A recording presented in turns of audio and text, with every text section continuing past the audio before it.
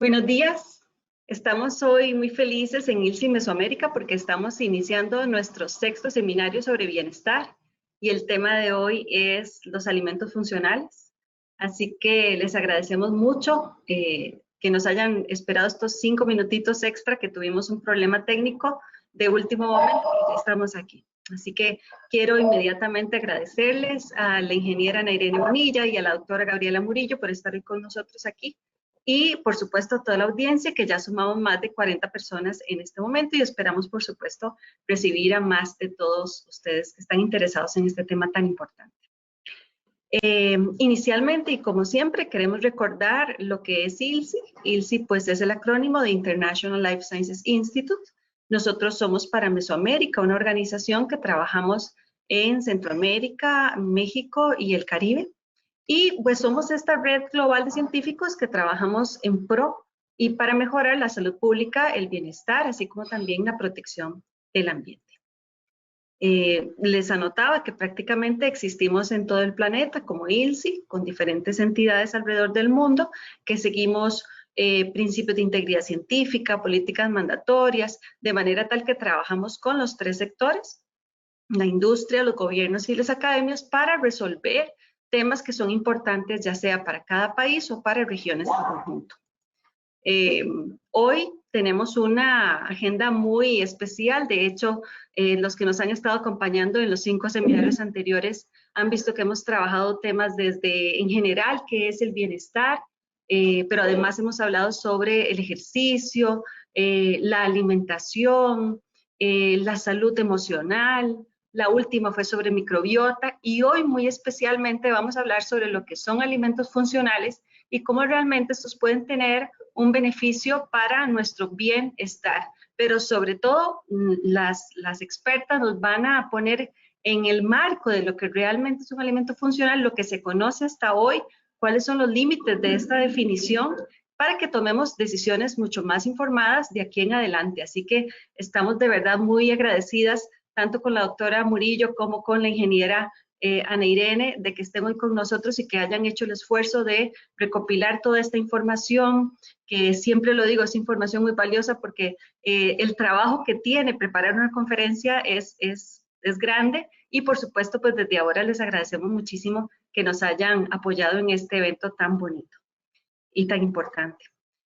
Siempre hacemos una declaración de exención de responsabilidad y es que pues toda la información que se va a presentar no refleja una opinión específica de ILSI con respecto al tema, sino más bien que es contenido absolutamente científico y las expositoras pues han tenido total libertad para preparar su conferencia. Vamos a dar inicio con la presentación de la doctora Gabriela Murillo. Bienvenida, doctora. La primera vez que la tenemos en un evento y le agradecemos muchísimo de que nos haya apoyado el día de hoy. Ella es licenciada en nutrición de la Universidad de Costa Rica, obtuvo su maestría y doctorado en ciencias nutricionales con énfasis en nutrición molecular en la Universidad de Connecticut, en donde trabajó con nanoemulsiones de luteína para mejorar su biodisponibilidad. Actualmente es profesora asociada del Departamento de Bioquímica de la Escuela de Medicina de la Universidad de Costa Rica y cuenta con varios programas de divulgación científica y educación a la comunidad sobre temas de nutrición. Así que de inmediato voy a poner su presentación en la pantalla y vamos a dar inicio. Así que adelante, doctora. Aquí la Muchas gracias. Ahí yo te voy diciendo cuando vas cambiando. Muchas gracias a todos por estar aquí. La charla que yo les tengo preparada el día de hoy es de alimentación funcional. Vamos a cubrir algunos conceptos, qué es un alimento funcional, qué no es, un poquito sobre la historia y un poquito sobre los peros que podemos encontrar dentro de lo que conocemos como alimentación funcional. Siguiente, por favor.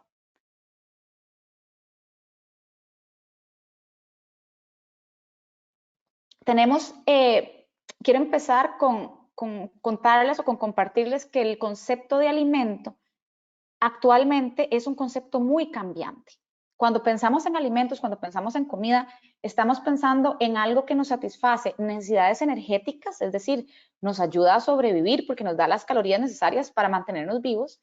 También las necesidades nutricionales, nutrientes específicos, vitaminas, minerales, proteínas, que nos ayudan a no solo estar vivos, sino tener una salud, por ejemplo, bueno, ya les hablaba de las vitaminas y los minerales, y también podemos pensar en que cubre necesidades emocionales. Muchas veces asociamos los alimentos a una sensación, a una emoción, cuando estamos tristes, cuando estamos enojados, cuando estamos contentos, hay ciertos alimentos que nos reconfortan.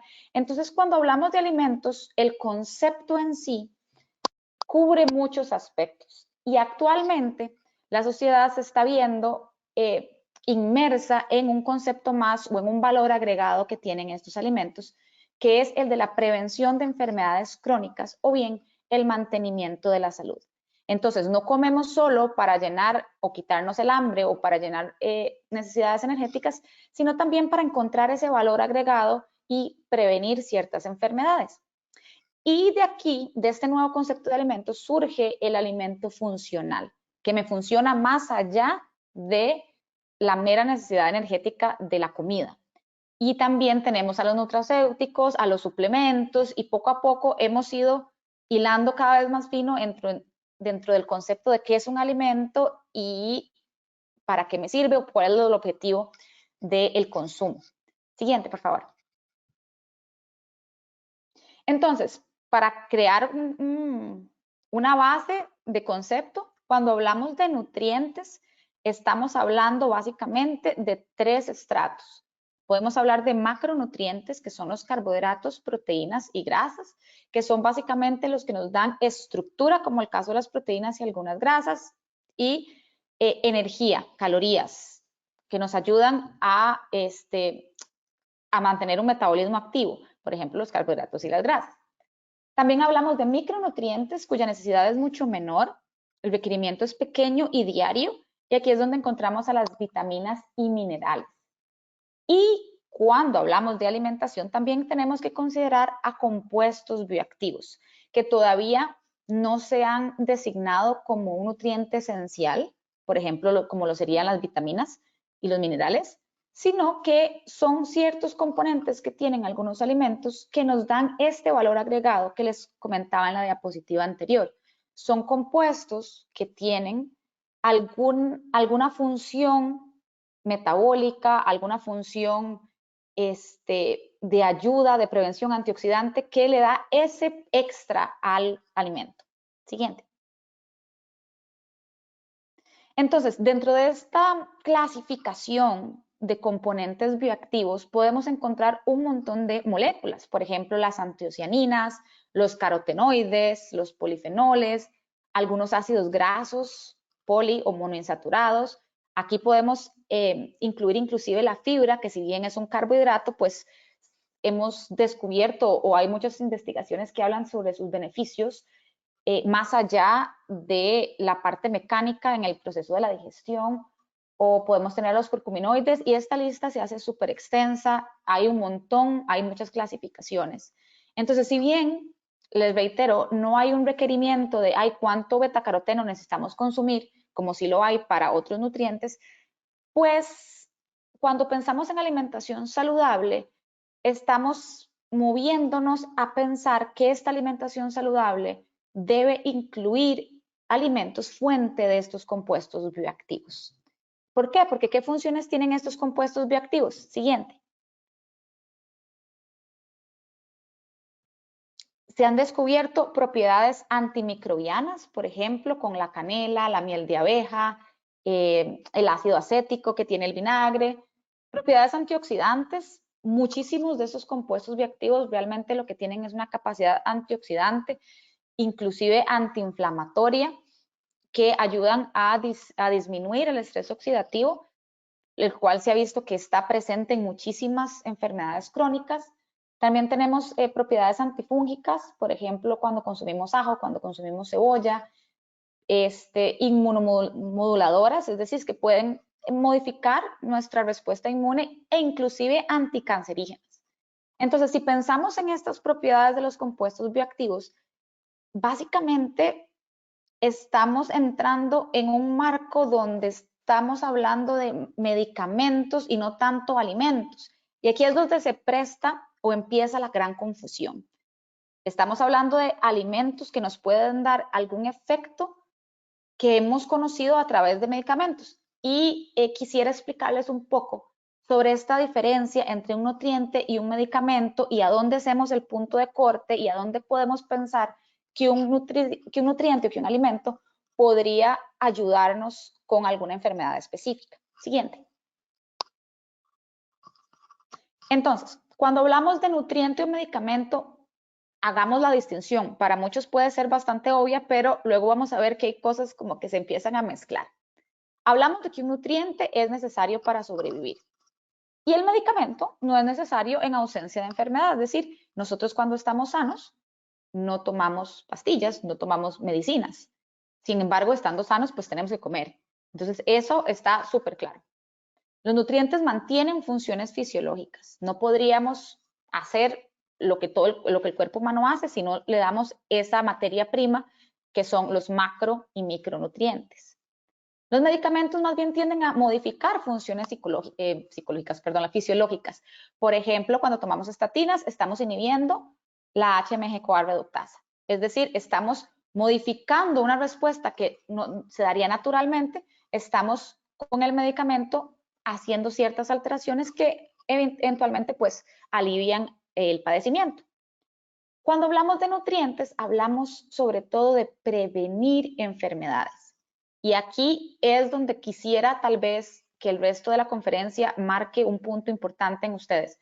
Estamos hablando de prevención, estamos hablando de atacar la enfermedad antes de que aparezca. Y por lo tanto es un efecto a largo plazo, es decir, yo no puedo pretender que un día llegué y me comí un arbolito de brócoli y ya no me va a dar todo lo que dicen que el brócoli previene, sino que es cuando se consume una dieta balanceada, cuando se tienen hábitos saludables a largo plazo, pues nos vamos a dar cuenta de que estos nutrientes específicos, y aquí es donde juegan un rol importante los componentes bioactivos, van a sumar a un efecto grande, que es la prevención de la enfermedad.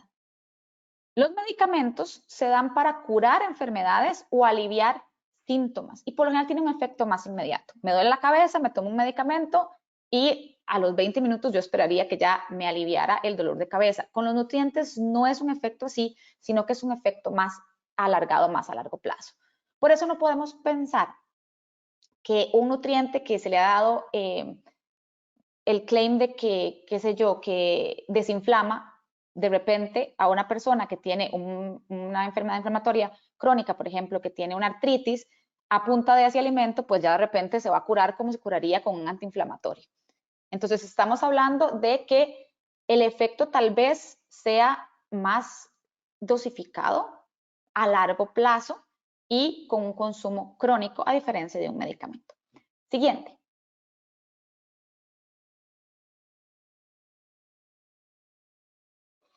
Ahora bien, hay nutrientes que pueden ser utilizados como medicamentos. Por ejemplo, cuando hablamos de niacina, que es la vitamina B3, pensamos que es súper necesaria para formar NADH y es importantísima para un montón de procesos enzimáticos metabólicos. El requerimiento de la B3 es 15 miligramos diarios. Sin embargo, en dosis de hasta 1.5 hasta 3, inclusive 6 gramos diarios de ácido nicotínico específicamente, se puede utilizar como un tratamiento para la hipercolesterolemia y ha demostrado que inclusive sube HDL y todo es maravilloso, tiene un montón de efectos secundarios que uno no esperaría de un medicamento, perdón, no así de un alimento. Los efectos secundarios que muestran o que se listan que pueden ocurrir no van a ocurrir si comemos fuentes de el alimento, o sea, fuentes de niacina.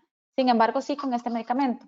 Entonces, las entidades reguladoras pusieron el punto de corte de la dosis. Es decir, las dosis farmacológicas son aquellas que no son alcanzables con la alimentación. Es virtualmente imposible comer la cantidad de alimentos, fuentes de niacina, para alcanzar 3 gramos por día de niacina. Por lo tanto, tiene que llevar algún proceso industrial, concentrarlo, extraerlo y ya utilizarse como un medicamento. Por lo tanto, el ácido nicotínico, aunque sea una vitamina, en esas dosis tan altas, pues se considera un medicamento, se regula como un medicamento y se consideran sus efectos secundarios como un medicamento. A ver, aquí podemos incluir a un montón de nutrientes. Por ejemplo, cuando hablamos de vitamina C intravenosa, esa cantidad que se vende o que se publicita como equivalente a 800 naranjas, pues claramente no es alcanzable con la dieta porque nadie se sienta a comerse 800 naranjas.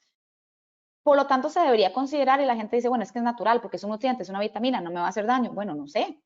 ¿Qué puede pasar con una cantidad tan exagerada por sobre la dosis recomendada del nutriente? Pues deberíamos empezar a considerarlo como un medicamento. Entonces, ahí es donde se empiezan a cruzar estas líneas o empezamos a ver grises entre la diferencia que les expuse en la diapositiva anterior, que estaba muy marcada entre un nutriente o un medicamento, cuando empezamos a utilizar dosis farmacológicas. Y aquí también podemos incluir al mercado de suplementos. Cuando un componente bioactivo es aislado y se concentra y cuando nos damos cuenta estamos consumiendo suplementos con el 2000% de la dosis, pues quizá ahí podríamos empezar a irnos al lado de un tratamiento farmacológico y no una alimentación saludable. Siguiente. Y bueno, Domínguez Díaz presenta en un artículo muy interesante que salió el año pasado, que al final, si gustan y si me escriben, se los puedo compartir porque está muy detallado, que hay una interfaz entre nutriente y medicamento, no hay una línea clara entre esto es comida, esto es medicina, sino que hay ciertas zonas donde podemos empezar a ver efectos un poquito más farmacológicos y hay puntos donde ya no sé qué es lo que estoy consumiendo. Bien, por ejemplo, los suplementos, como les mencionaba, están más hacia la derecha, están más hacia el tratamiento de una enfermedad. Y cuando hablamos de alimentos funcionales, estamos más hacia la izquierda. Estamos hablando de alimentos que contienen componentes bioactivos, sin embargo, siguen utilizándose con el objetivo de prevención de una enfermedad crónica. Y ellos, estos autores, han definido al término nutracéutico como este punto medio. Ese punto medio, por ejemplo, cuando hablamos de quizá no un suplemento nutricional, pero compramos cúrcuma en polvo y se lo echamos a todo porque la curcumina y la cúrcuma es buenísima y entonces ya no sería un alimento funcional porque es básicamente un extracto, pero tampoco es un suplemento con unas dosis enormes, sino que ahí va como en esa zona gris. Y por esto las definiciones y las regulaciones a veces son tan confusas, porque entonces, ¿qué aplica para hacer un alimento funcional? ¿Cómo se comercializa? ¿Qué claims o qué efectos beneficiosos puedo decir yo legalmente que tiene el alimento que yo estoy tratando de comercializar? Si se probó que, por ejemplo, tal antocianina disminuyó el tamaño de un tumor, pues yo puedo vender una remolacha diciendo que comiendo remolacha voy a prevenir el cáncer. Todo ese tipo de pequeñas dudas surgen a partir de esta idea o esta noción de alimentarnos con el fin no solo de nutrir nuestro cuerpo, sino también de prevenir la enfermedad. Siguiente, por favor. Entonces, cuando hablamos de concepto funcional, estamos hablando de un concepto que salió hace poquísimo, hace como 36 años, en Japón. En Japón se trató de incluir alimentos más saludables y entonces se hablaba de alimento funcional que funcionaba como un coadyuvante al mantenimiento de la salud. Sin embargo, el Ministerio de Salud japonés lo prohibió porque había confusión en el consumidor. Entonces, eso quiere decir que hay ciertos alimentos que funcionan como medicamentos, entonces yo dejo de tomar mi medicamento y prefiero comprar este alimento y el término cambió y ahora se utiliza mucho o se habla mucho de los FOSHU, que son los Foods for Specific Health Use, los alimentos para una función específica de la salud. Sin embargo, el término de alimentación funcional ya se había popularizado en Europa y en Estados Unidos y se les ha dado un sinfín de conceptos, un sinfín de otros nombres que también presentan más confusión al consumidor y a la parte de legislación, porque entonces se puede meter al alimento funcional como una categoría más, un alimento especial, y el problema de eso es que la gente entonces piensa, bueno, yo voy a comercializar estos alimentos y les voy a meter muchísimo más precio porque es un alimento funcional, porque esto no es simplemente una papa, es una papa que tiene tales propiedades. Entonces, eso también contradice el objetivo de la alimentación funcional, que es que la mayoría de las personas tengan un consumo de estos productos que sean accesibles a ellos. Siguiente. Entonces, cuando hablamos de alimentación funcional o cuando hablamos de alimentos funcionales o compuestos bioactivos, hay un sinfín de nombres que el mercado ha utilizado. Farmaalimentos, que es súper confuso, entonces es un fármaco o es un alimento, medicamentos, vitaminalimentos, alimentos nutracéuticos y tal vez quizás el término más conocido y el que está últimamente en boga es el de superalimentos, los superfoods. Y esto de nuevo, no hay una definición dentro de un marco legal, ni siquiera el códex determina el superalimento como una categoría. Y el problema de esto es que ha encarecido estos productos montones. Entonces, si ustedes hablan de, ay, bueno, es que pensemos en un superalimento que dicen que es famoso, que es, los arándanos. Los arándanos morados que ni siquiera son, no se cultivan acá, son carísimos. De repente uno va al supermercado y uno dice, jamás voy a pagar tanto por una cajita de arándanos, pero es que es un superalimento. Y bueno, ¿será que esa fuente de pigmentos antioxidantes, de polifenoles, de antiocianinas, podemos encontrarlos en alimentos más sencillos que tal vez no conocemos como superalimentos? Entonces podemos conseguirlos en la feria. Entonces, hay que tener muchísimo cuidado cuando hablamos y queremos, o nuestro objetivo es incentivar una alimentación más variada. Yo siempre les digo a los chicos que lo que tenemos que hacer es comernos al arco iris, buscar siempre colores en nuestra alimentación sin tener que recurrir a esta noción de que un alimento tiene superpoderes, porque no solo se hace más caro, sino también confunde al consumidor y podemos engañarlo. Y la idea no es engañar al consumidor, sino decirle, bueno, esto tiene luteína, esto tiene resveratrol, y se ha visto que hay efectos con un consumo crónico que puede prevenir alguna enfermedad. Y hemos visto, lamentablemente, que el mercado se está llenando de estas cosas y hay extractos que prometen la cura de todos los males con una sola dosis o una sola pastilla, y no funciona así. Siguiente, por favor.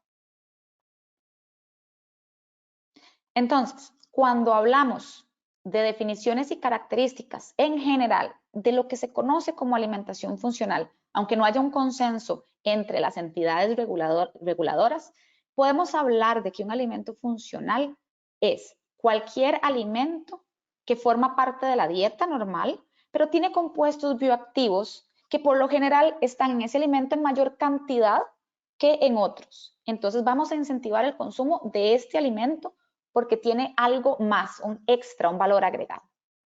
No solamente va a proveer nutrientes esenciales para sobrevivir, sino que con su consumo regular aumenta el bienestar y la salud. La salud al reducir el riesgo de enfermedades crónicas. Y aquí hay un problema, porque para poder decir que esto ocurre, tiene que ser un efecto demostrado y reproducible. Y esto solamente se puede lograr con alimentos procesados. Es decir, si yo tengo un yogur con frambuesas, pues yo puedo demostrar que esa dosis, esas frambuesas, estos lotes pueden generar ciertos efectos demostrados.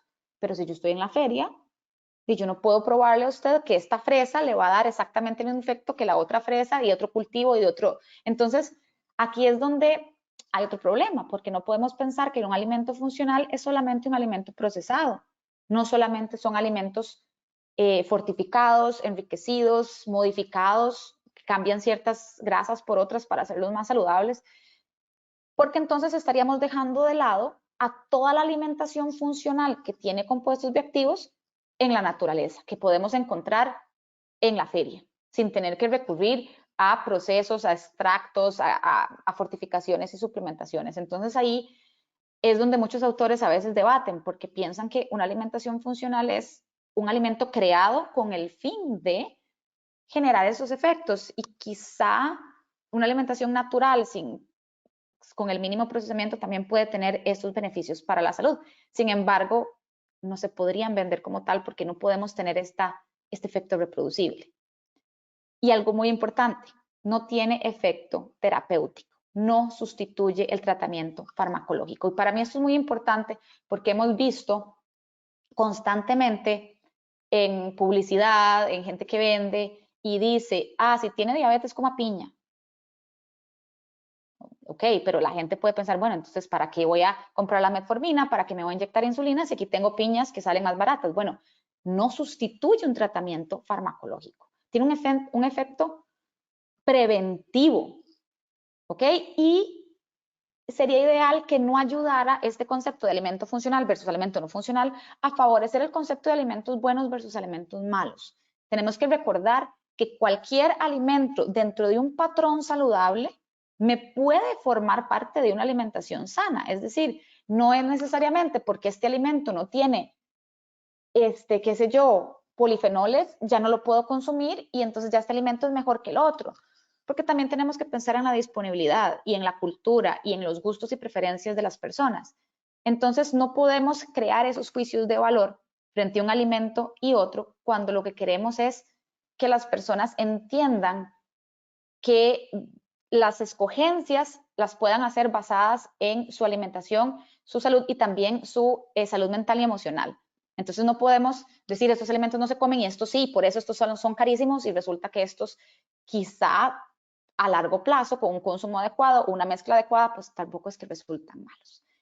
¿Ok? Entonces muchos alimentos pueden tener estas propiedades funcionales y no necesariamente son procesados. Quisiera que la gente no pensara que tienen que ir a comprar de repente este montón de cosas rarísimas cuando podrían simplemente aumentar el consumo de frutas y vegetales que pueden conseguir en su comunidad o que pueden producir en su propio hogar. Siguiente. Ok, entonces, brevemente nada más les voy a explicar otro pero que tienen estos compuestos bioactivos. Y les voy a hablar un poquito sobre el concepto de biodisponibilidad. Siguiente, por favor.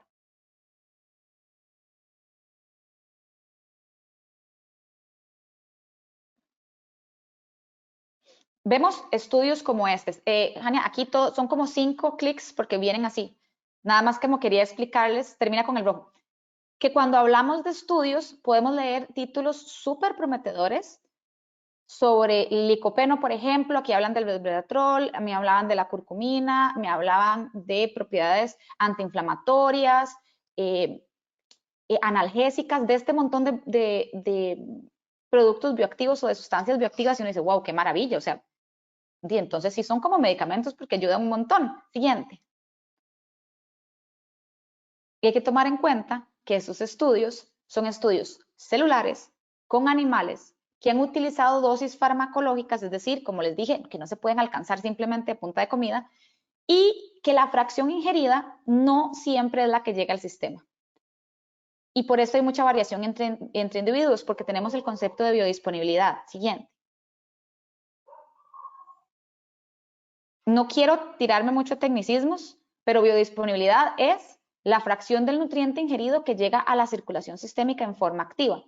Y se divide en 3 componentes: la fracción bioaccesible, la fracción absorbida y la fracción no metabolizada.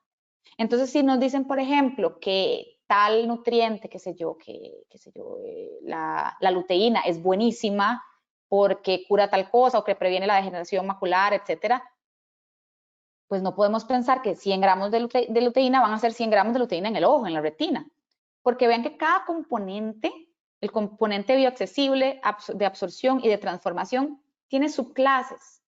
Entonces, hay muchísimos factores que juegan un rol importante en cuanto de lo que yo consumo realmente lo estoy aprovechando. Esto es una adaptación que se hizo con la clasificación de biodisponibilidad de medicamentos aplicado a nutrientes. Siguiente. Entonces, a grandes rasgos, tenemos que bioaccesibilidad es qué tan accesible está el compuesto para que se pueda absorber. Si yo consumo, siguiente, por favor. Si yo consumo, por ejemplo, carotenoides, muchas veces están atrapados en la pared celular, por lo tanto, hay que hacer ciertas transformaciones en ese alimento para aprovechar más esos compuestos. Un ejemplo clarísimo es el licopeno, que cambia de conformación a la hora de estar cocinado y puede liberarse más, o la luteína incluso, se puede liberar más cuando está emulsificada en la yema del huevo que cuando está en la espinaca, por ejemplo. O la niacina incluso, que cuando está en el maíz y el maíz no se hace un proceso de nixtamalización, pues está atrapada en proteínas y no es biodisponible. Las matrices de alimentos influyen muchísimo. Entonces, ¿qué tenemos que hacer? Bueno, conocer qué tipo de bioactivo estoy buscando y con cocción, con homogenización, inclusive con la masticación, adición de grasas, podemos aumentar esa accesibilidad que tiene nuestro organismo a ese nutriente. Siguiente. Luego tenemos el proceso de absorción, que aquí es donde hay mucha variabilidad con respecto a el sistema gastrointestinal de cada persona, de que pase por la barrera intestinal y pueda llegar a sangre. Siguiente. Para el otro lado. Eso.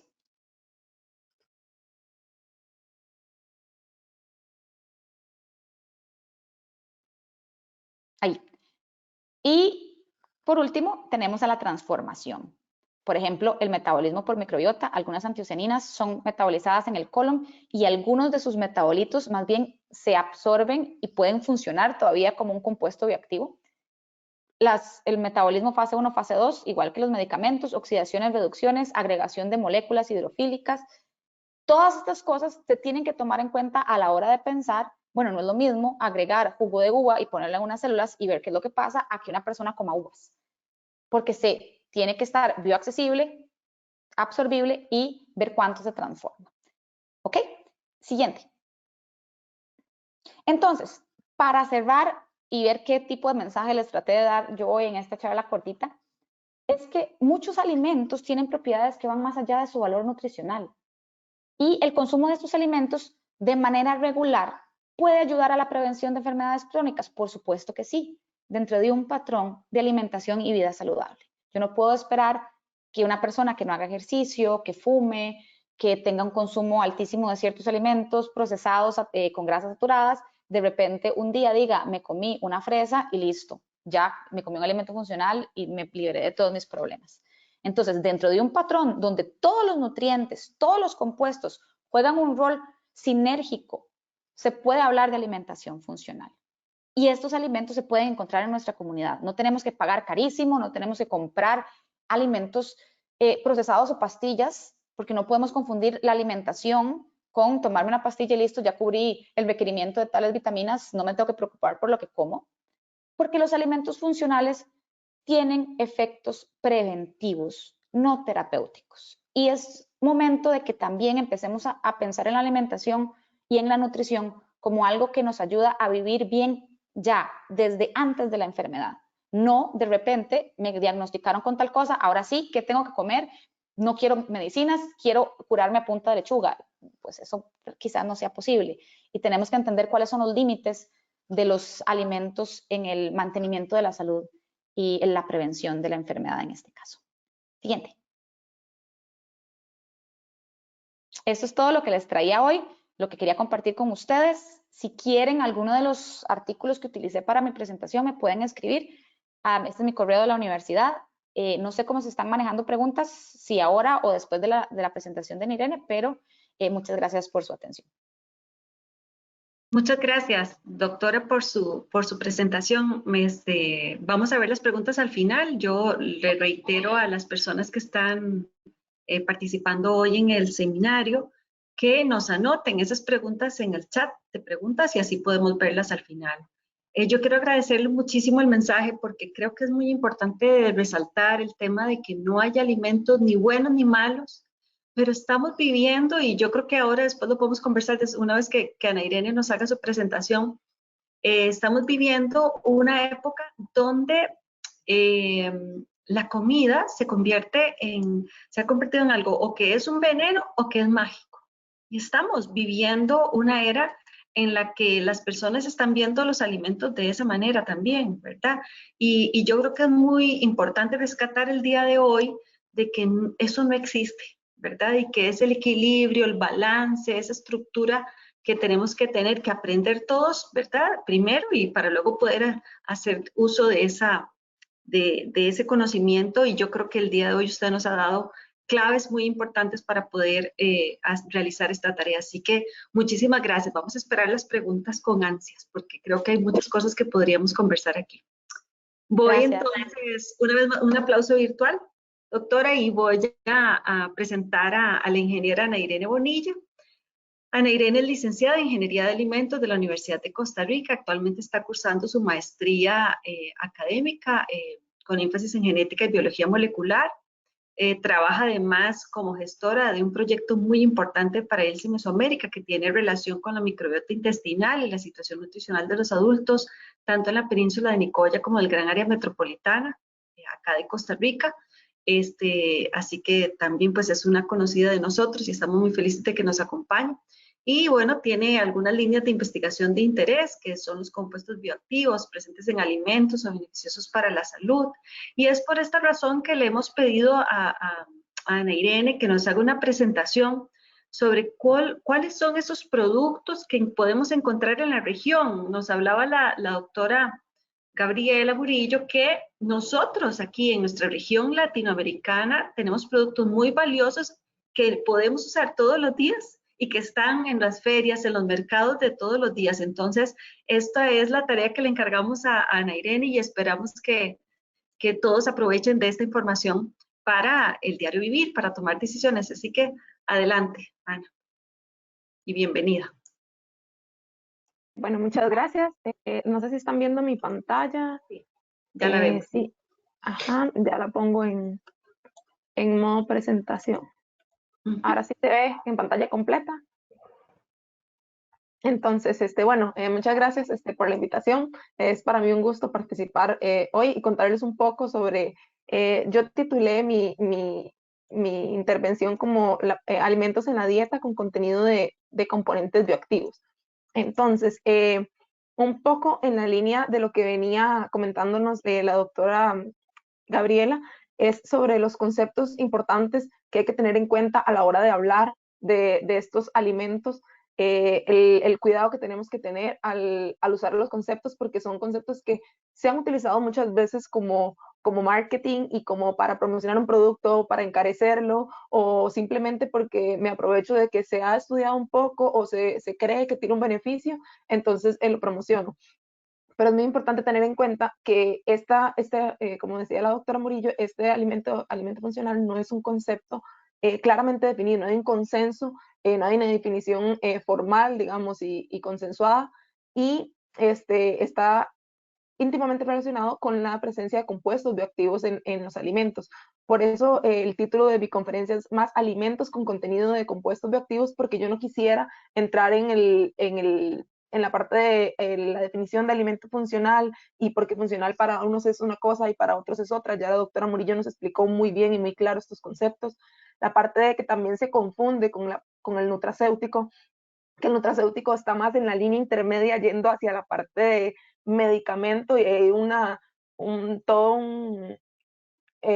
línea muy delgada que divide estos conceptos y que es importante que lo que yo les voy a comentar el día de hoy es estos alimentos en la dieta que pueden tener, que su consumo regular puede ayudarnos a prevenir enfermedades. No es el hecho de que lo usemos como sustituto de un tratamiento, ni tan siquiera pensar que solamente consumir eso nos va a garantizar o a consumir un cierto componente de un alimento me va a garantizar que yo no voy a desarrollar un cáncer, que yo no voy a desarrollar una enfermedad como la diabetes. Entonces, es importante que estos conceptos estén bien claros y que yo me voy a enfocar mucho en esta parte de compuesto bioactivo, el concepto de y dónde los podemos encontrar.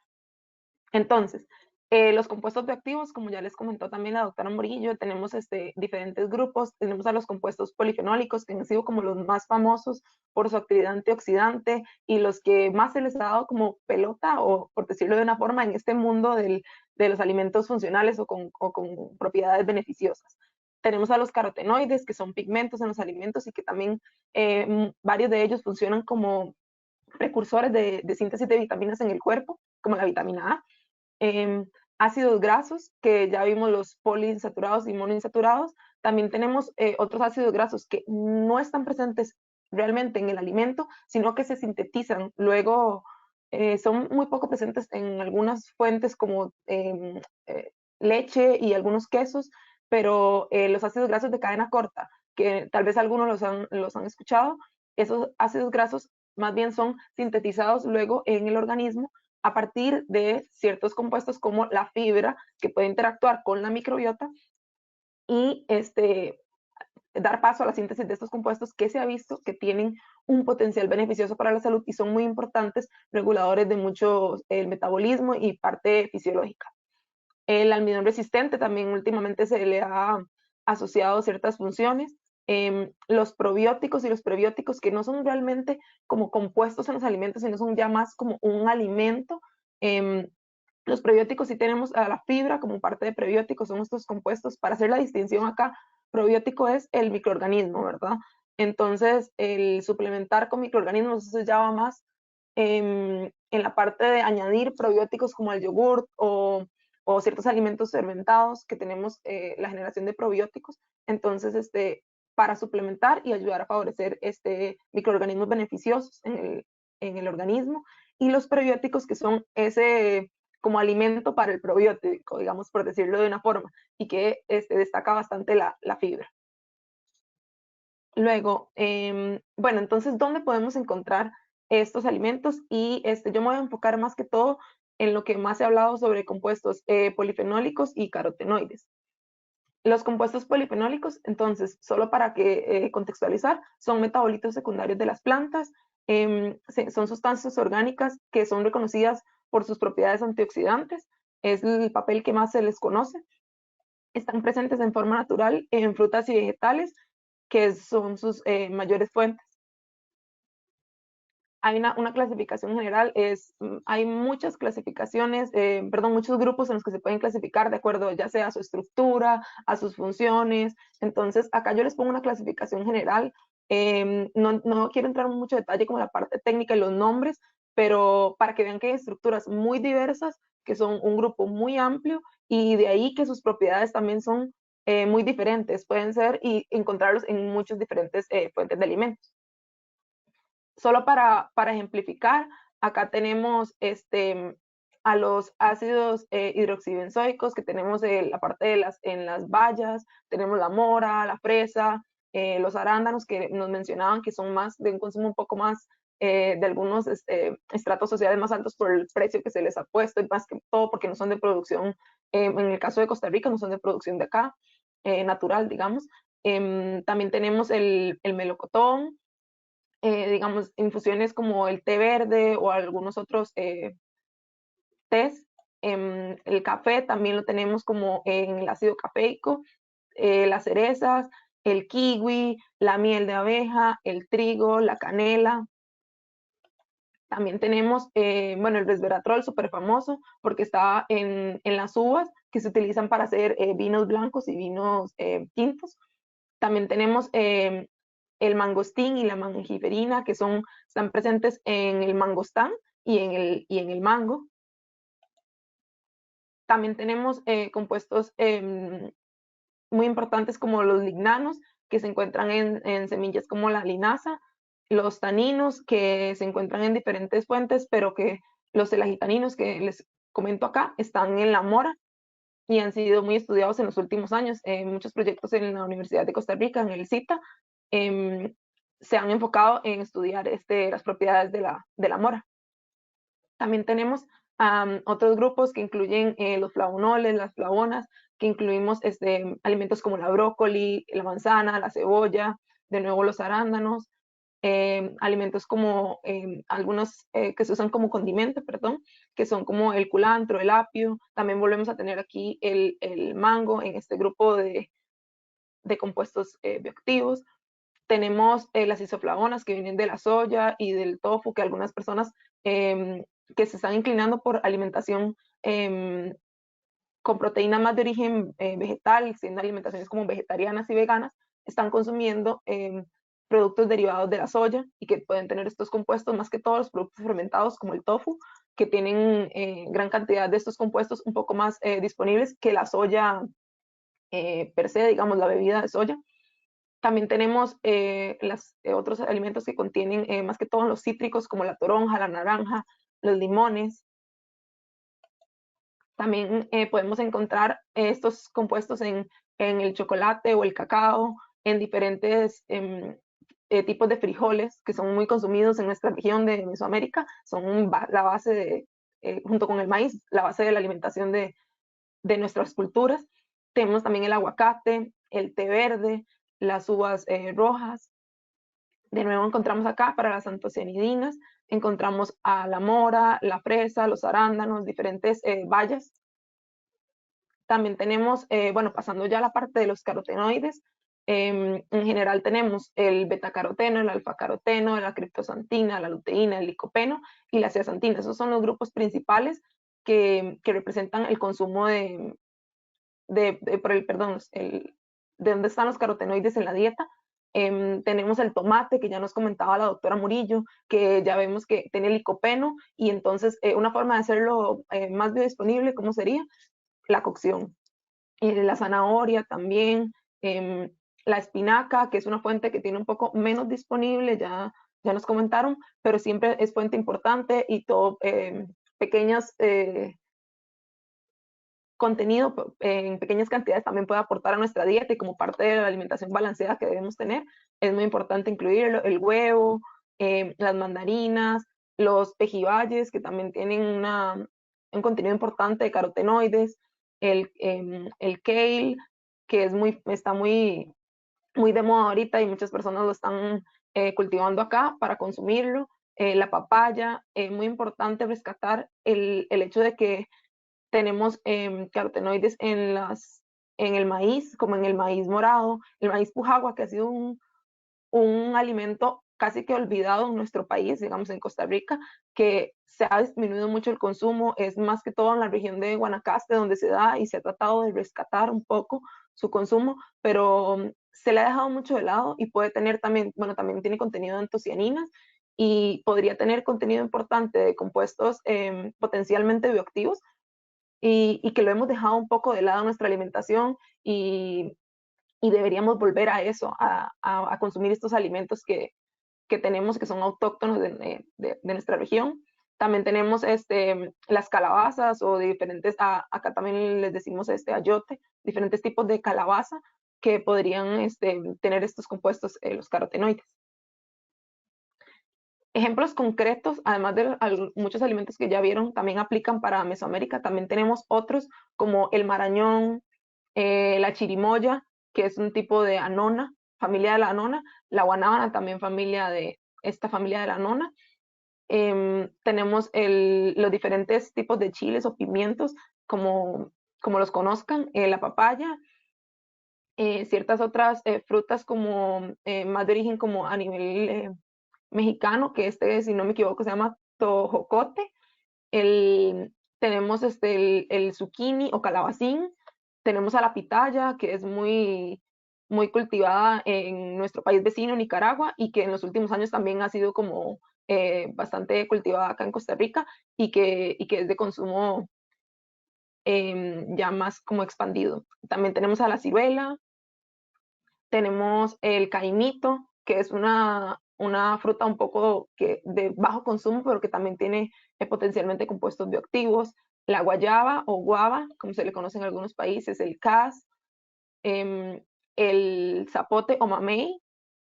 Tenemos también el nance, el chayote, el nopal, muy consumido en México, y que también tiene contenido importante de fibra y de otros compuestos que pueden ser beneficiosos. Diferentes tipos de leguminosas y frijoles que les mencionaba anteriormente, y los diferentes tipos de maíz, que son alimentos muy tradicionales de nuestra región, y que a veces han sido olvidados, y que no se cree que tengan esos compuestos beneficiosos, y los tienen. Y a veces buscamos, como decía la doctora Murillo, que buscamos un arándano porque es lo que me dicen que tiene, o busco la moringa porque es lo que está ahorita como en tendencia. Y tenemos alimentos en nuestra dieta presentes que venían de nuestros antepasados y que han sido de consumo normal, que los hemos olvidado porque creemos que no tienen esos compuestos beneficiosos, y tal vez porque no se les ha dado tanto énfasis en algunos estudios, y creo que debería dársele más énfasis a rescatar el valor realmente que nos aportan estos compuestos. Muchos también tienen contenido alto de fibra, muchas leguminosas, los frijoles, además de esos compuestos polifenólicos, tienen fibra, y son muy importantes. Ya vamos a ver, porque la parte de la fibra tiene interacción con con la microbiota, y es muy, muy importante. La microbiota en los últimos años se le ha dado un gran, se ha dado un gran auge de investigaciones con la microbiota, porque cada vez se ve que tiene un papel más predominante en interacción con el metabolismo de los diferentes compuestos de la dieta. Bueno, les voy a presentar un poco de cómo estudios que se han realizado con evidencia acerca de compuestos potencialmente bioactivos en los alimentos. Quiero aclarar acá que no es que yo voy a promocionar o decir que un alimento es mejor que otro, ni decir que ya lo que dice el paper que les voy a presentar o el artículo es como definitivo y que ya todos tenemos que consumir este alimento porque eso es lo que nos va a ayudar a tratar una enfermedad. Es nada más para que vean como un poco los pasos que lleva la investigación. Es muy difícil determinar cuándo un alimento puede ser potencialmente beneficioso y ver que sea igual para toda la población. Vamos a ver que no lo es y que en realidad solo deben tomarse como un punto de referencia y ver que tenemos diferentes compuestos en la dieta que nos pueden ayudar. Tenemos este estudio que se realizó. Este estudio es de la Universidad de Costa Rica, y fue que se le dio una bebida a base de mora. Se hizo en un modelo animal de ratas. Entonces aquí haciendo la salvedad que los resultados son para el modelo animal y que podrían traducirse algunos beneficios a la parte del funcionamiento del ser humano, pero que no necesariamente todos los resultados son, por decirlo de alguna forma, determinantes, o sea, o son definitivos, perdón. Entonces, se encontró que hay una disminución en glucosa, triglicéridos y colesterol en forma significativa por el consumo de esta bebida, que tenía un 25% de contenido de mora. La bebida era una bebida formulada, se trató de hacer una bebida formulada como en condiciones en las que el consumidor normalmente consumiría. No es darle un extracto de mora súper purificado, ni en condiciones que, digamos, en dosis que no las en dosis farmacéuticas, por decirlo de una forma, sino nada más como un alimento, una bebida de mora formulada para ver cuál era el efecto. Hubo mejora también de la capacidad antioxidante en el plasma sanguíneo y hubo reducción en los niveles de oxidación lipídica en plasma sanguíneo y riñones. También tenemos, se han estudiado los polifenoles del té verde, muy famoso, los tés, más que todo el té verde, por el contenido de polifenoles. Se les ha dado en los últimos años como mucho énfasis a estudiarlos. Entonces, se estudia la efectividad de estos polifenoles en la regresión tumoral usando un modelo in vitro de células y un modelo in vivo. De nuevo vemos que son modelos in vitro con células y in vivo con ratones. Estos ratones están inoculados con células humanas de cáncer de mama. Entonces hubo una inhibición del crecimiento del tumor y una inducción de la apoptosis. Aquí lo que quiero que entendamos también es que no es que vamos a darle este tratamiento a la persona y solo eso va a tomar y ya no vaya a sus tratamientos como tal vez de quimioterapia y demás, sino que podemos ver que entonces son compuestos que pueden interactuar en mecanismos asociados, que pueden mejorar condiciones asociadas al cáncer, y entonces podrían ayudar como coayudantes, digamos, en el tratamiento de estas enfermedades para ayudar a mejorar síntomas de las personas. No necesariamente es que voy a erradicar la enfermedad, ¿verdad? Tenemos que tomarlo como con mucho cuidado. Otro estudio también que se vieron acá es con aceite de oliva, y es como para que vean que muchas veces lo que se ha estudiado mucho disponible, las investigaciones que hay son con dieta mediterránea, que es una dieta que sea como dicho que es como ideal y que muchas personas deben consumirla para tener una mejor calidad de vida y demás. Sí encontraron beneficios. Esto sí fue un ensayo clínico con 90 voluntarios, ya esto es un ensayo con personas. Entonces se hizo la comparación entre un consumo de una dieta tradicional mediterránea, que sí se dio que disminuía el estado oxidativo e inflamatorio, y que también se observaron efectos cuando el consumo de aceite de oliva virgen particularmente eran cuando estaba el consumo de aceite de oliva virgen presente en la dieta. Entonces, también hay otro estudio con el ácido cafeico que les mencioné que estaba en el café, que se ve que un éster de este ácido, que es un derivado del compuesto en realidad, inhibe la metilación del ADN, por lo que podría tener interacción con expresión de genes. Entonces, vemos, lo que queremos ver es en qué mecanismos, estos estudios se hacen muchas veces para ver qué mecanismos en el cuerpo a nivel fisiológico son sobre los que actúan estos compuestos, para entender un poco más de su papel.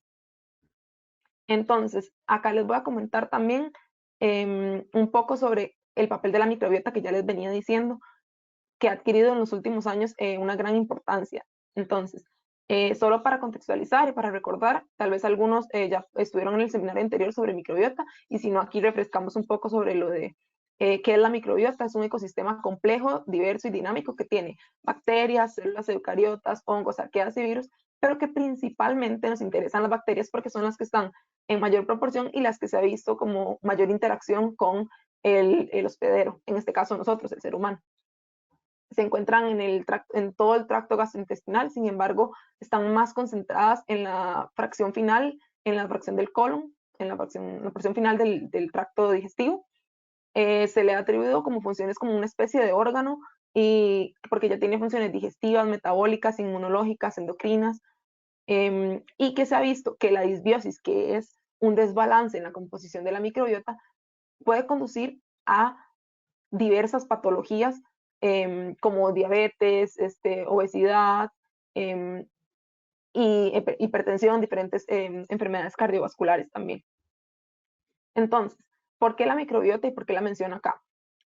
La microbiota, digamos, los compuestos bioactivos que nosotros consumimos en los alimentos, como ya nos mencionaba la doctora Murillo, pasan por el tracto gastrointestinal y tienen que ser digeridos, y no necesariamente, o no, en realidad la digestión no se da en las primeras porciones del tracto digestivo. O sea, hay una hidrólisis parcial de estos compuestos que muchas veces tienen estructuras muy grandes y muy complejas. Entonces, las condiciones en el estómago y en el intestino delgado no logran metabolizar estos compuestos y reducirlos a sus compuestos más pequeñitos y digeribles y aprovechables.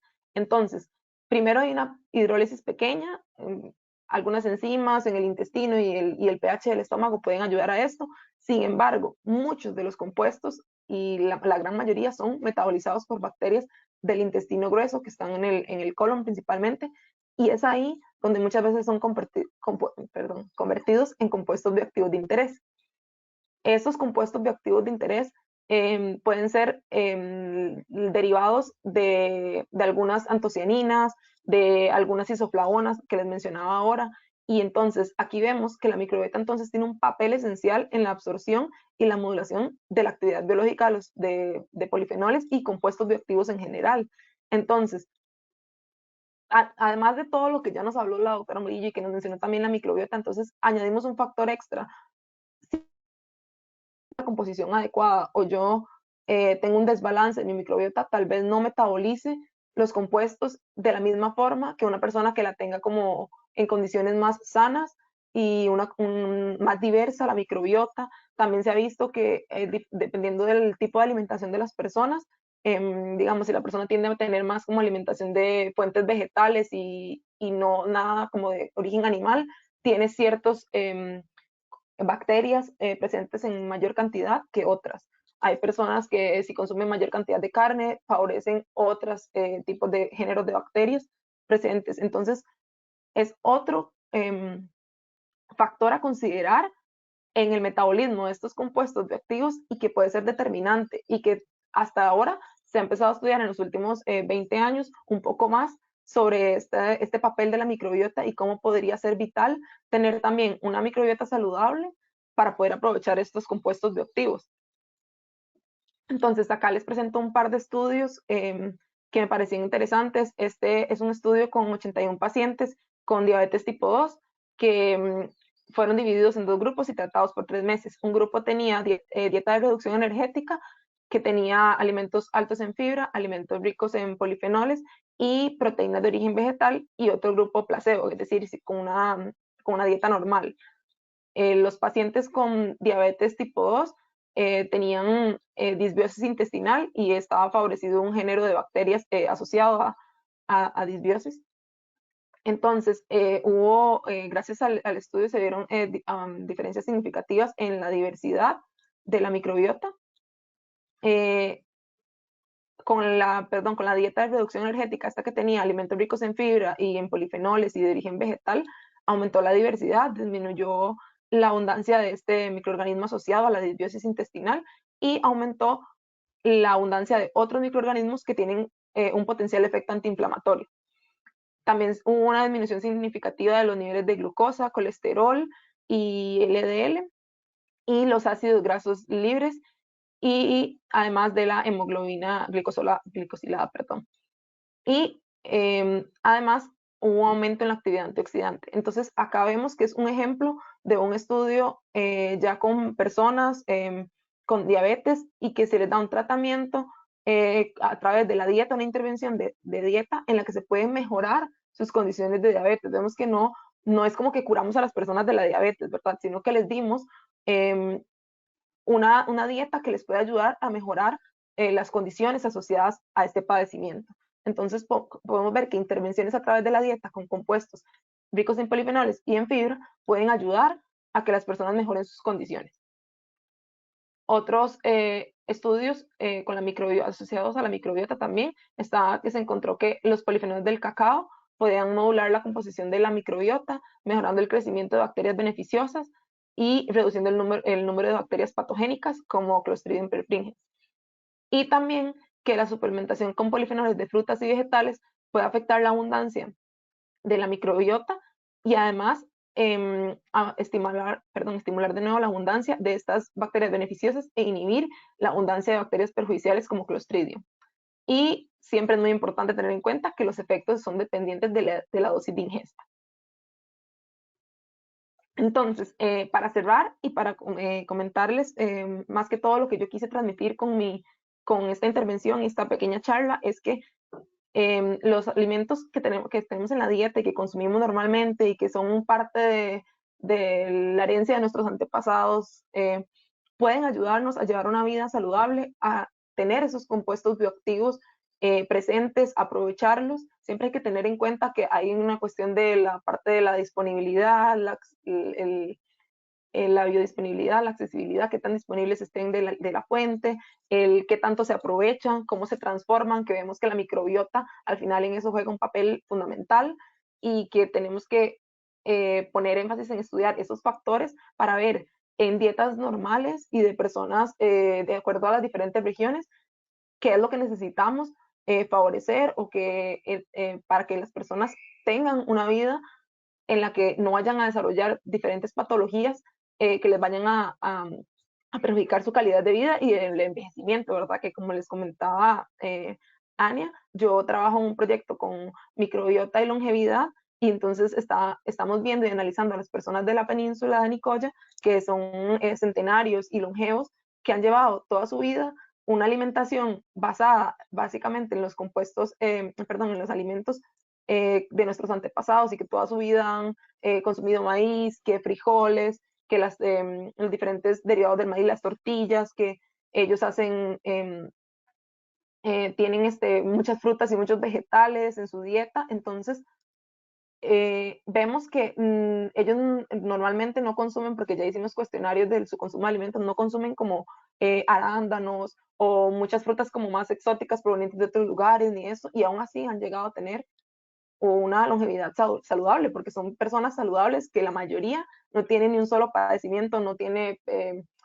diabetes, no tiene presión alta, no tienen con consumir ningún medicamento especial, la mayoría no ha desarrollado en su vida cáncer, algún tipo de cáncer. Entonces vemos que con la dieta normal es posible llegar a tener una vida saludable. Es solamente que encontremos esos compuestos y que veamos que en la variedad, esos alimentos y que veamos que en la variedad de alimentos en la dieta, ese arcoíris que nos mencionaba la doctora Murillo, que para mí también es esencial, ahí es donde podemos encontrar todos estos compuestos y que en pequeñas cantidades, cada uno de esos en nuestro consumo diario y por tiempos prolongados, nos va a mejorar las condiciones de vida y nos va a ayudar a tener una vida saludable y una buena calidad de vida. Esta sería mi intervención.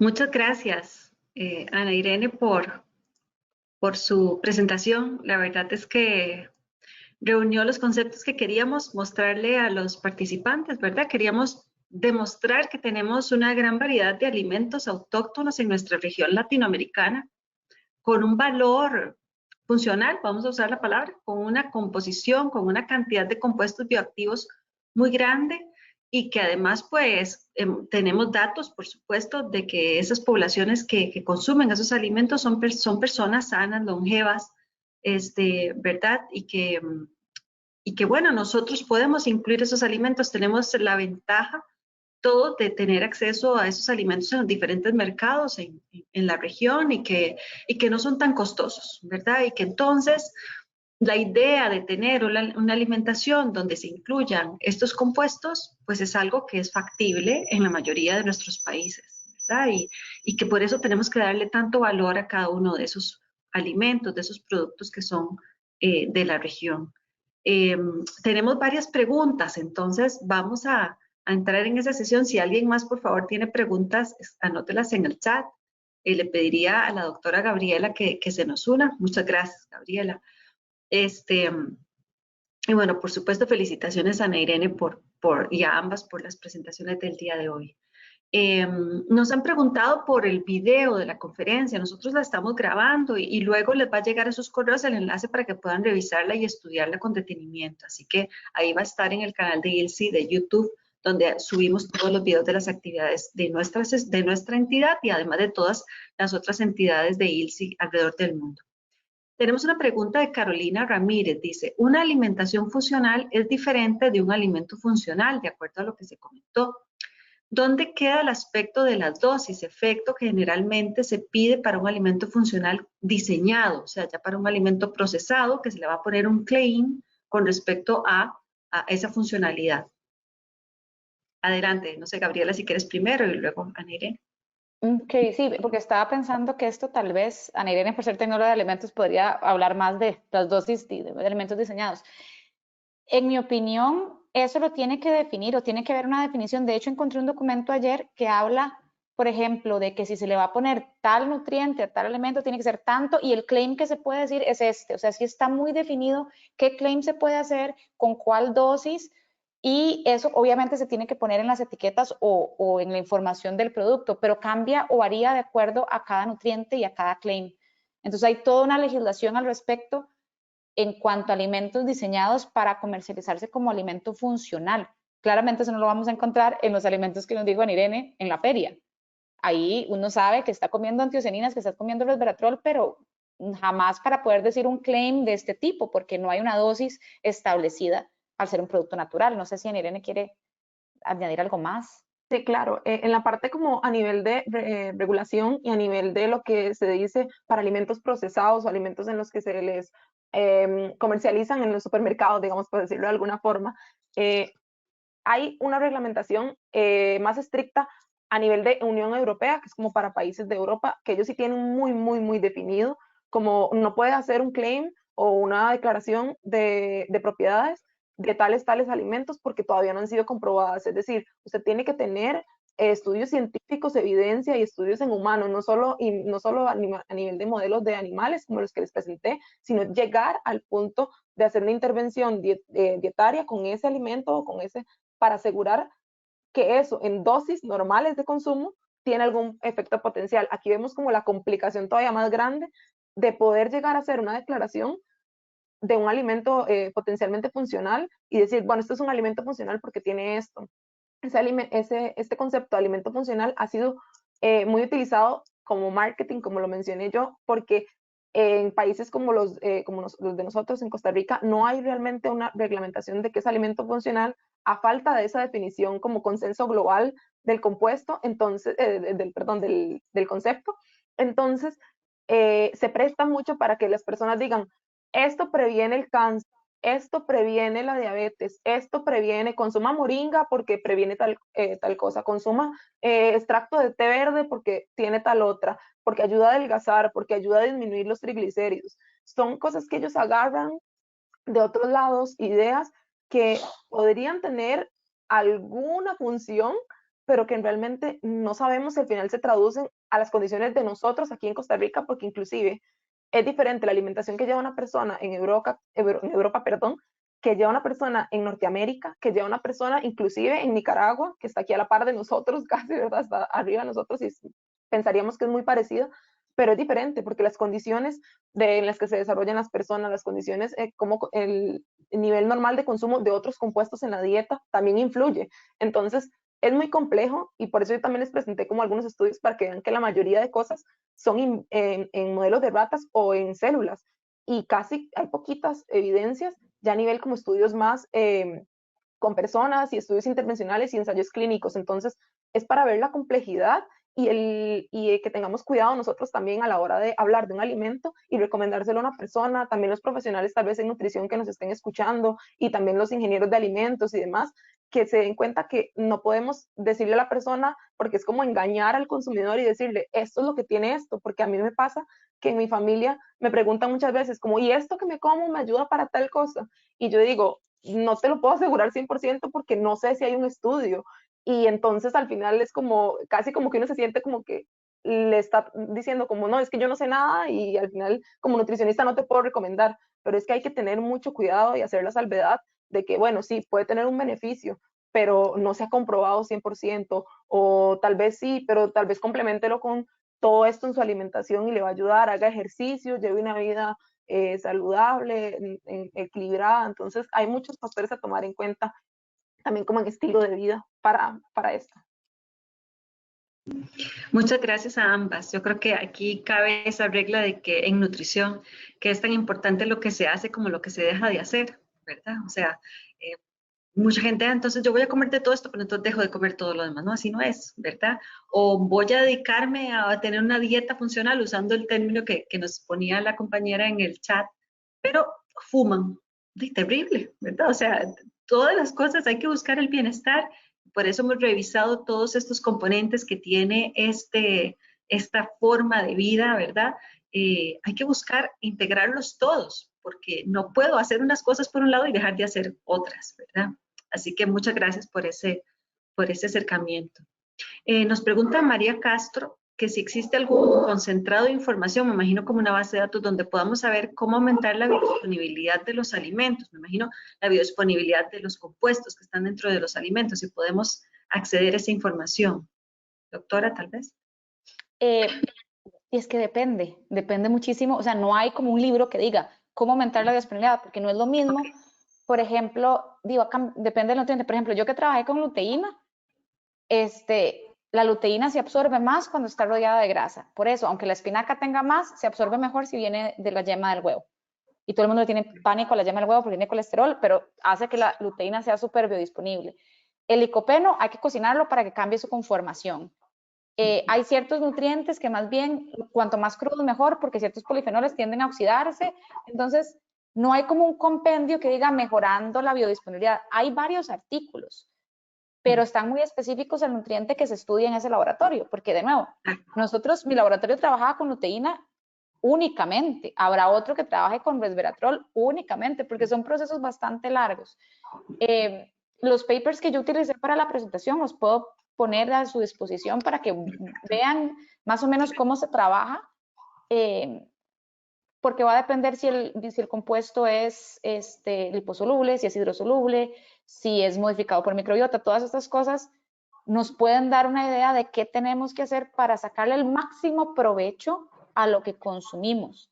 Y aún así, no sabemos nuestras diferencias genéticas, enzimáticas, del tracto gastrointestinal. Una persona con colon irritable, una persona celíaca, claramente tienen procesos de absorción diferentes por más que hagan todo lo que hagan, porque de nuevo, biodisponibilidad es un concepto que incluye bioaccesibilidad, que es lo que nosotros podemos modificar, absorción y transformación, y ahí no podemos hacer mucho. Entonces, la idea es, sin pensar en la dosis, consumir alimentos que hemos considerado que tienen compuestos bioactivos sin pensar, llegué a tal punto, entonces ya fijo, ya no me va a dar tal cosa, sino que como parte de un estilo de vida saludable, a la larga no me dé. Pero de nuevo, no se puede asegurar, o sea, yo no puedo garantizarle que si usted cocina el tomate no le va a dar cáncer de próstata porque ya absorbió todo el licopeno. No funciona así, ojalá aquí estaríamos todos haciendo millones vendiendo tomates. Sí, muy bien, gracias. Yo creo que bueno, creo que es una tarea para la academia, ¿verdad? Creo que valdría la pena trabajar en una síntesis de una lista, estarla incluso, bueno, por supuesto publicándola, pero además, como esto cambia todos los días, es ciencia viva, ¿verdad? Entonces, pues, estarla eh, viendo cuáles son los nuevos alcances que se están teniendo en diferentes investigaciones y ponerlos de alguna manera accesible a la gente, porque me parece que es una pregunta muy válida la que María nos hace alrededor de esto. Luego Ingrid nos pregunta, Ana Irene, dice que sí, que le gustaría saber si hay una literatura que pueda consultar para ver la información sobre, ella le puso los bioticos y sus fuentes que están, ¿verdad? Digamos, cuáles son estos alimentos que están disponibles en nuestra región, muy especialmente en Costa Rica. Ya les pone bióticos, que me parece una palabra muy interesante. Pero también le quiero decir a Ingrid que como el video va a estar disponible, ya va a poder tomar nota luego en el video, porque por supuesto aquí hay que hacerlo de manera muy rápida. Pero no sé, Ana Irene, si vos tenés alguna posibilidad de compartir con ella alguna literatura específica. Sí, yo en la literatura que tengo y que utilicé para hacer la presentación, para la parte de los alimentos de Mesoamérica, hay un artículo muy importante que habla sobre los compuestos polifenólicos en alimentos mesoamericanos. Hay ahí, y tengo diferentes, ya como bases de datos y cosas que yo tengo como diferentes artículos y compendios que he hecho. Si ella gusta, me puede escribir, tal vez no sé si podemos facilitarle, yo no puse mi correo, más bien si ella quiere escribir como alguno de los de ILSI y preguntar por eso y me la dirigen a mí para compartirles artículos y todo el que quiera realmente artículos sobre alimentos como de la región con compuestos bioactivos o que se ha estudiado acerca de, entonces por si quieren saber y si les interesa, entonces yo les puedo compartir artículos con mucho gusto. Perfecto, me parece genial. Lo que vamos a hacer es que cuando enviemos el video podemos anotar los correos de ustedes para que cualquier consulta extra, ¿verdad? O, por ejemplo, específicamente el acceso a la literatura, que ustedes puedan colaborarles. Yo creo que también esto es un compromiso de ILSI, de esto de comunicar la ciencia, ¿verdad? Hacerla accesible. Así que muchísimas gracias a ambas por estar disponibles.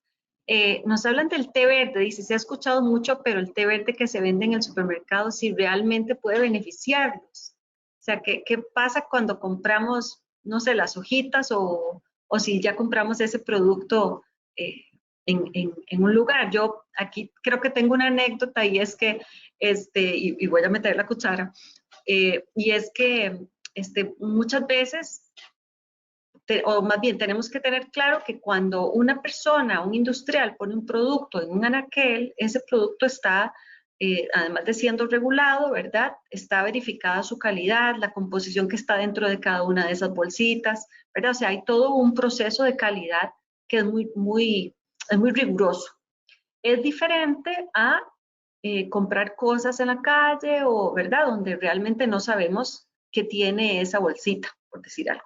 Entonces, aquí nada más quería decir eso, ¿verdad? Que realmente las cosas que se procesan de manera responsable contienen lo que dice en la cajita, ¿verdad? Pero que si salimos a la calle y compramos otras cosas, ahí sí no tenemos ninguna posibilidad de verificar la calidad o inclusive la composición de lo que está ahí adentro. Entonces, por eso tenemos que ser muy cuidadosos. Pero me encantaría que ustedes dos, por favor, nos ayudaran a comprender este tema. Sí, con lo de la cantidad o qué tan beneficioso podría ser uno que esté en el supermercado, así sinceramente yo le contestaría, no sé, porque no quiero inducirla a decir, vaya y cómprese un montón de té verde de tal marca que venden en el supermercado y ese es el que le va a hacer bien. O que tal vez el matcha, que es el té verde concentrado, que tal vez pueda tener potenciales beneficios más beneficios, digamos, que podría ser o que esté en mayor concentración, pero no lo sabemos porque quién lo ha evaluado en nuestra población y quién sabe si también consumir mucha cantidad no nos va a hacer mal, porque también que sea natural no quiere decir que yo me lo puedo tomar todos los días en una dosis que yo quiera, de tomar 10 tazas de té verde al día por no sé cuántos años y no sé qué consecuencias trae a futuro. Creo que todo está en el balance, todo está en lo que ya mencionamos anteriormente, tratar de incluir todos los grupos, tratar de mantener buenos hábitos en todos los aspectos de nuestra vida. Y si queremos incluir el té verde, claro, se ha visto potenciales efectos, claro, entonces voy a ver si eso sumado a lo que yo también consumo en otros alimentos, me puede ayudar a prevenir diferentes enfermedades. Entonces yo lo incluiría sin miedo en la dieta, pero tomando las precauciones de que no me voy a tomar solo té verde y solo eso voy a hacer, y me olvido del ejercicio, me olvido de no fumar, me olvido de otro montón de otras cosas, el estrés también, me olvido de otro montón de cosas que podrían afectar y que al final para nada gasté la plata, por decirlo de una forma, en un té, si yo no me cuidé en otros aspectos. Entonces es todo un abordaje integral. Yo creo que esto de los claims son muy interesantes porque depende de lo que digan que hace el té verde, porque si dicen es antioxidante, perfecto, es antioxidante, las catequinas ahí están. Y de repente uno ve que dice como que el té verde quema grasa. Entonces la gente en serio se toma la tacita de té verde pensando que mágicamente vamos a entrar en catabolismo, vamos a quemar grasa, quién sabe esa grasa dónde se va. Y lo venden como si fuera el último grito de la ciencia, lo que los nutricionistas no te dicen es el té verde, y de repente la persona dice, me voy a tomar el té verde, pero estoy comiendo pésimo, pero no estoy haciendo ejercicio, pero no estoy... Entonces, ningún alimento, y yo lo que le digo a mis alumnos siempre es, si este alimento hiciera lo que prometen que hace, así, solito, yo renuncio y me pongo a venderlo, porque no hay ningún alimento tan mágico y maravilloso que cancele malos hábitos y por sí solo haga estas maravillas. Y como decía Irene, la dosis, a veces la gente le encanta decir como es natural y ponen natural. ¿Y cuántas? O sea, natural también puede ser el veneno, natural también podemos encontrar un montón de efectos tóxicos o, muy importante, que no lo hemos mencionado y siento que es tema para otro seminario, es la interacción droga-nutriente. Muchas veces en exceso estos compuestos bioactivos pueden interferir con el metabolismo de medicamentos que tomamos. Y la gente dice, ay, pero es natural. Y cuando nos damos cuenta, mis pastillas para la presión ya no me están funcionando. O me están funcionando más y más bien estoy teniendo bajonazos. Entonces no podemos pensar que por ser natural es gratis y listo, me solucionó la vida. Es un poquito peligroso este asunto de estos claims. Sí, absolutamente. Yo creo que aquí el tema es la responsabilidad, ¿verdad? Del productor y del consumidor también.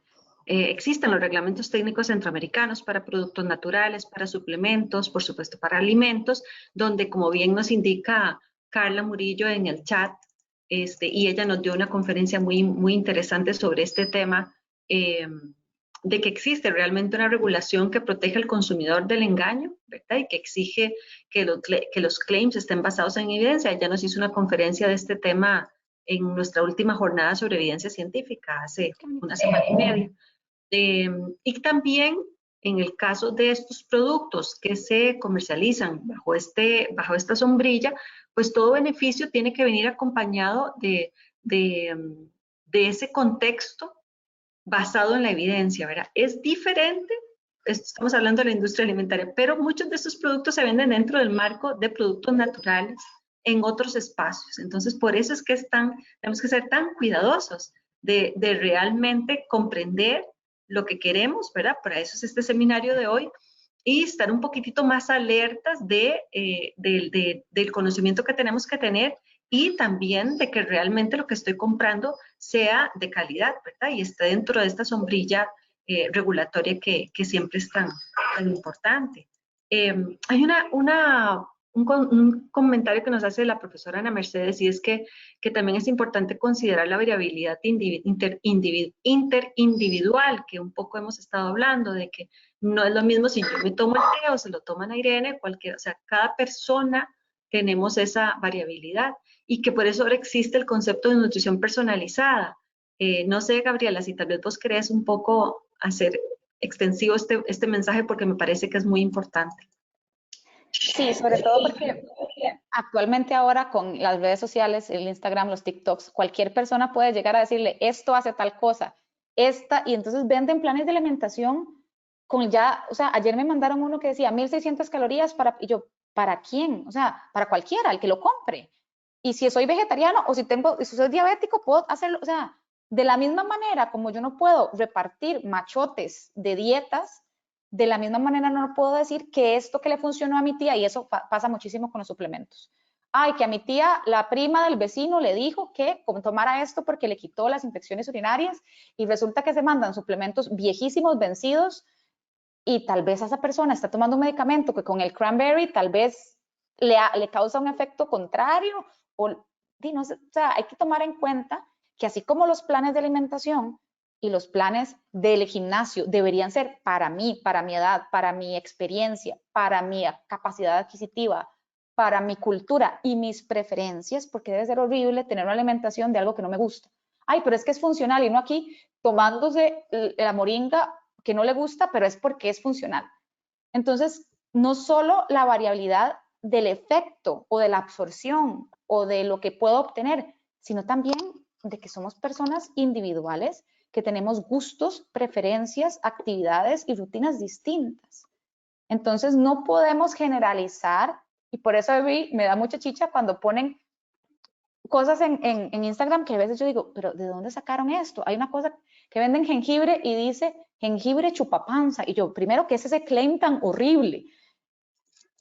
Y lo venden, y es jengibre pulverizado. Entonces, para esa gracia, usted va a la feria, se compra su jengibre, le echa su jugo de limón, pero no pretenda que de repente va a levantarse el día siguiente y no le va a quedar la ropa porque se le fue. Ese es el tipo de claims que, a pesar de que todo el mundo es diferente, a nadie le va a pasar eso. Entonces, la nutrición individualizada es algo que tenemos que seguir abogando, de que no podemos pretender que mi reacción a un plan de alimentación o a una recomendación dietética va a ser la misma de cualquier persona. Hay mucha gente en el mundo como para que a todos nos pase lo mismo. Entonces, sí, todos somos diferentes y tenemos que cuidarnos como tales. Sí, también nos anota en el chat de la cantidad de personas que por tomar grandes dosis de un u otro alimento o bebida, ¿verdad? Han generado enfermedades como hepatopatías y es absolutamente, o sea, eso pasa todos los días, ¿verdad? Entonces, también, lo que pasa es que cuando le damos, se le da, no le damos, nosotros no, pero cuando se le dan estos valores mágicos a los alimentos, la gente también quiere eso en lugar de realmente hacer un esfuerzo más grande. Estos seminarios son también para decirle a la gente que los esfuerzos, si bien son importantes, tampoco son monstruosos, o sea, que son cosas que realmente podemos hacer, ¿verdad? Por ejemplo, hoy viendo los alimentos que realmente tenemos disponibles en la región a costos accesibles, ¿verdad? Sin tener que irnos a comprar cosas muy demasiado costosas, ¿verdad? Podemos hacer una dieta donde incluimos estos compuestos. Y que todo también tenemos que hacerlo de una manera comedida, ¿verdad? Para poder realmente satisfacer esa necesidad, pero sin hacernos un daño. Y el último comentario que me parece también muy interesante, Diana, es esto que estaban hablando ustedes de la interacción de los alimentos con los fármacos, ¿verdad? Y que por supuesto es un tema para un seminario completo que yo creo que después podemos realizar, pero es muy importante también recalcar esto, cuando se traspasa este límite que Gabriela nos presentaba entre lo que es este alimento funcional, un nutracéutico, un suplemento, un medicamento, pero además cuando lo estoy usando y yo estoy tomando medicamentos al mismo tiempo, ¿verdad? Y la mayoría de la gente no tiene por qué saber las interacciones que existen entre un fármaco y un alimento. Con la excepción de los nutricionistas que estudiamos esto en los cursos de dietoterapia, ¿verdad? Posiblemente poca gente más pueda saberlo. Los farmacéuticos, por ejemplo, también, ¿verdad? Conocen de esto. Pero creo que es un punto a recalcar también. No sé si alguna quiere finalmente recalcar este punto de las interacciones, medicamentos y alimentos.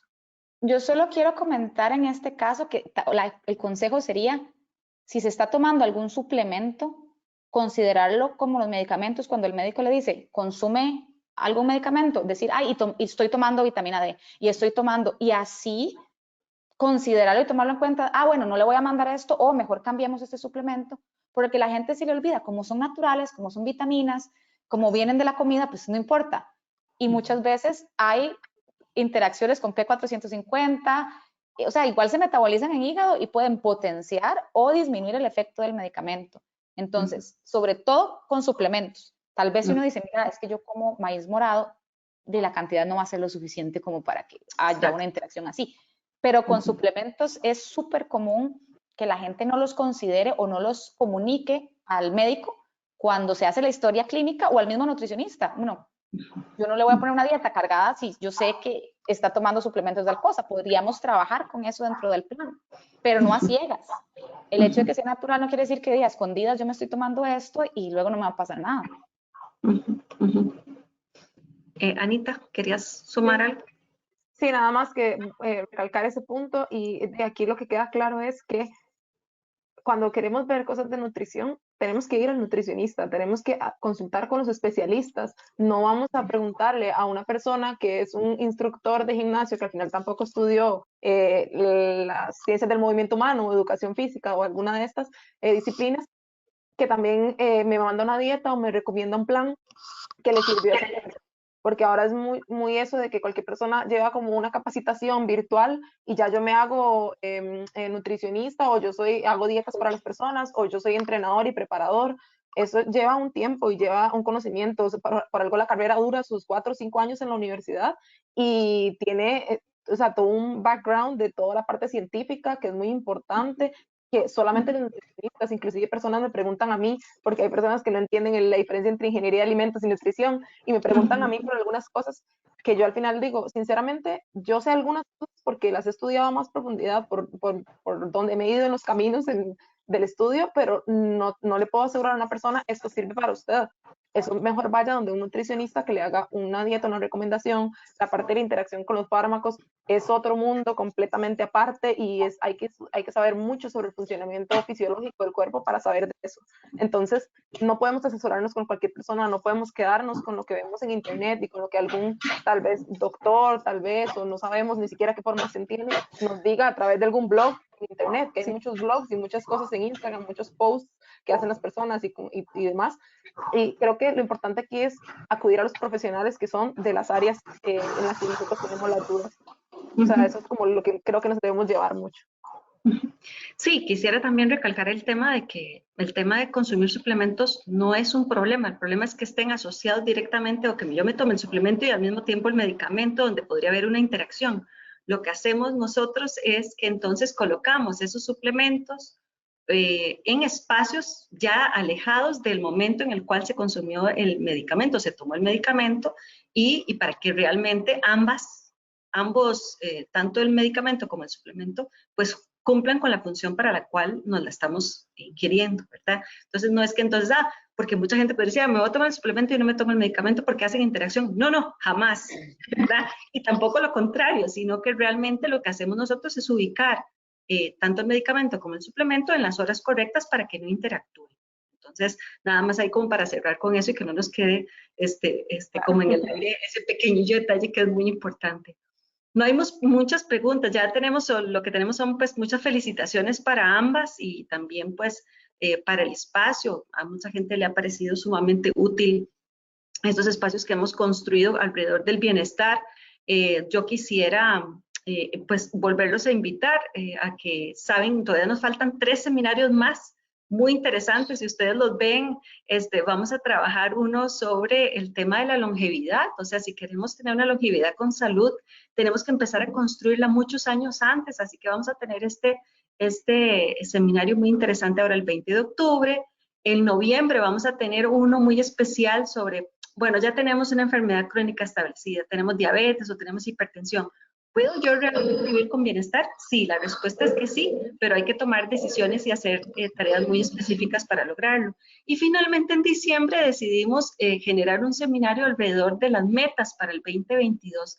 Habiendo pasado por todas estas temáticas que hemos revisado durante el año, ¿cómo yo puedo realmente, o con más información, cómo establecería yo mis metas para el próximo año? Así que pues les esperamos, les van a llegar las invitaciones porque ustedes ahora están en una base de datos alrededor del tema del bienestar, y pues esperamos que se registren, compartan la invitación con todas las personas que ustedes quieran. Hay mucha más información en nuestra página de ILSI que mi compañera Vanessa mantiene siempre al día para que todos ustedes pues participen, y les invitamos por supuesto a ver el video de este seminario que les vamos a estar enviando a sus correos por si quieren estudiarlos, con los datos también de las conferencistas que hoy muy amablemente nos han acompañado y que se ofrecieron pues también a apoyar por supuesto, sobre todo en el tema de comunicar más la ciencia. Así que yo quiero agradecerle una vez más a la doctora Gabriela, a la ingeniera Ana Irene por estar con nosotros, por brindarnos esta conferencia tan interesante y responder las preguntas de los participantes. A toda la audiencia que se ha mantenido con nosotros, muchísimas gracias por estar aquí, por su atención a este seminario. Y bueno, esperamos que se sigan cuidando, que el universo y Dios nos mantenga con salud y nosotros pues hacemos la tarea que nos corresponde, que es intentar tener una vida con bienestar. Así que muchas gracias y un feliz día para todos. Muchas gracias. Chao. Hasta luego.